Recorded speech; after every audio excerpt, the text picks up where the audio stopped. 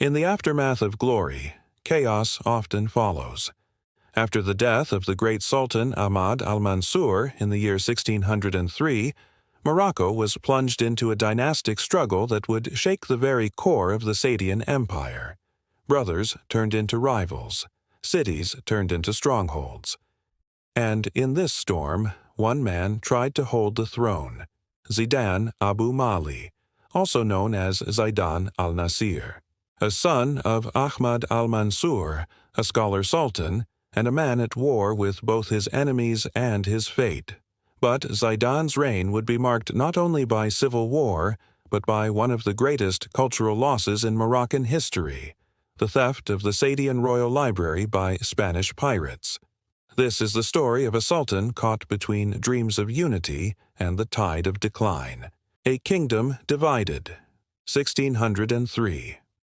When Ahmad al-Mansur died, he left behind an empire that stretched from the Mediterranean to deep within West Africa, but he also left behind no clear successor.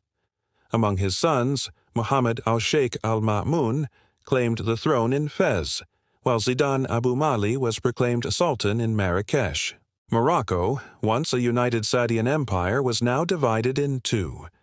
Zidan, known for his learning and interest in literature, was a thoughtful and cautious ruler. But caution would not be enough. The struggle for power. Zidan's rule in Marrakesh was constantly challenged by his brothers, his tribal enemies, and rebellious cities. Meanwhile, al-Ma'mun, his half-brother in Fez, made a fateful alliance with the Ottoman Empire and even ceded Tétouan to gain their military backing. Zidan, refusing to become an Ottoman puppet, tried to maintain Moroccan sovereignty, but he faced a major handicap: no stable control over the northern regions, and growing pressure from both Spanish and Ottoman forces. The Saadian Empire, once feared across the Sahara and the Atlantic, had now become a chessboard of foreign interests. The library that crossed the sea, 1610, Zidan's greatest passion wasn't war, it was knowledge. He had inherited the Saadian Royal Library, one of the richest collections of Islamic manuscripts in North Africa, containing works on science, astronomy, theology, law, medicine, and poetry.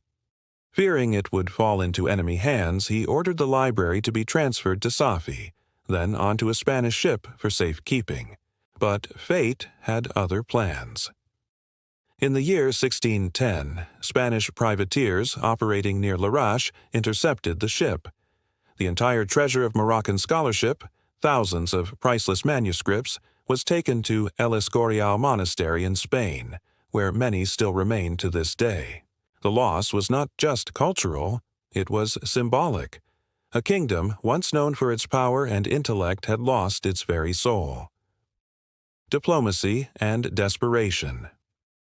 Despite these disasters, Zidan Abu Maali continued to rule from Marrakesh. He wrote letters to European courts, including to Spain, requesting the return of the stolen manuscripts, to no avail.